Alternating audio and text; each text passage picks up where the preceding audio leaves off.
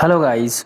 अब आप इंग्लिश को सीखने में थोड़ा सा भी झिझक ना लें।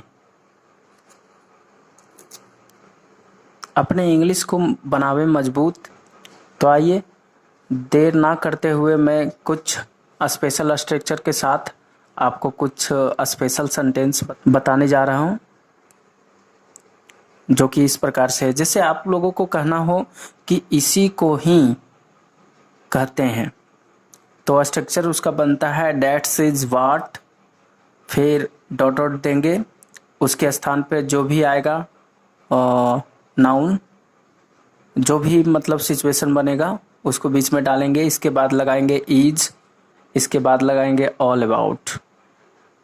कुछ एग्जाम्पल को हम लोग लेते हैं, इसे हम लोग समझ जाएंगे इसको अच्छा से। जैसे बोलता है गाइस, इसी को ही प्यार कहते हैं, तो हम इसको ट्रांसलेट करेंगे that's what love is all about.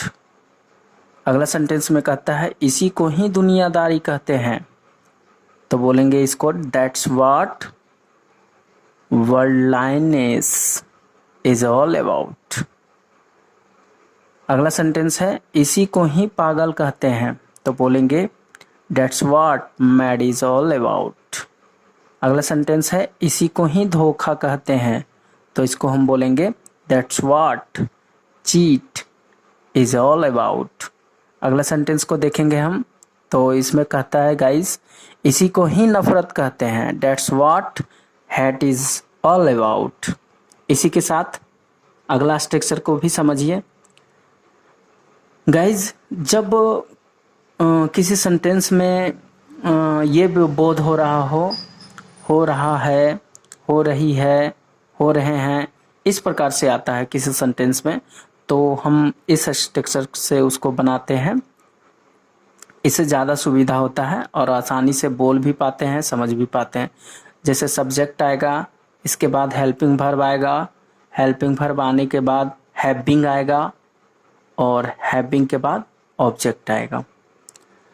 कुछ एग्जाम्पल को लेकर के हम लोग समझते हैं। जैसे बोलता है मुझे बुखार हो रहा है, तो हम बोलेंगे I am having fever, I am having fever.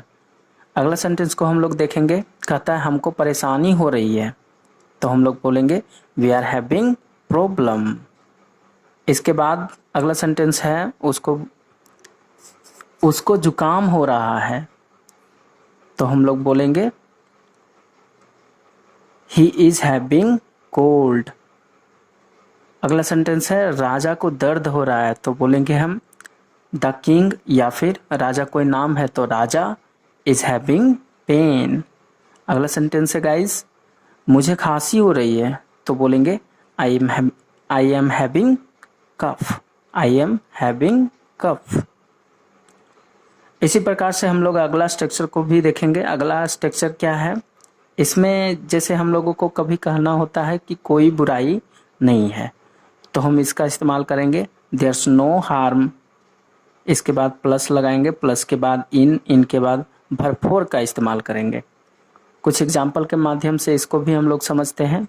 जैसे बोलता है बात करने में कोई बुराई नहीं है, तो इसको हम इंग्लिश में बोलेंगे there's no harm in talking, there's no harm in talking. अगला सेंटेंस को हम लोग देखेंगे, पूछने में कोई बुराई नहीं है, तो इसको हम लोग बोलेंगे there's no harm in asking, there's no harm in asking. अगला सेंटेंस को हम लोग देखेंगे, कोशिश करने में कोई बुराई नहीं है, तो इसको हम लोग बोलेंगे there's no harm in trying, there's no harm in trying. Check करने में कोई बुराई नहीं है, तो इसको हम लोग बोलेंगे ट्रांसलेट के माध्यम से there's no harm in checking, there's no harm in checking. अगला सेंटेंस है गाइस सीखने में कोई बुराई नहीं है, तो इसको हम लोग बोलेंगे there's no harm in learning, there's no harm in learning. तो आशा करता हूँ कि आप लोगों को ये तीनों स्ट्रक्चर अच्छे तरीके से समझ में आ गया होगा।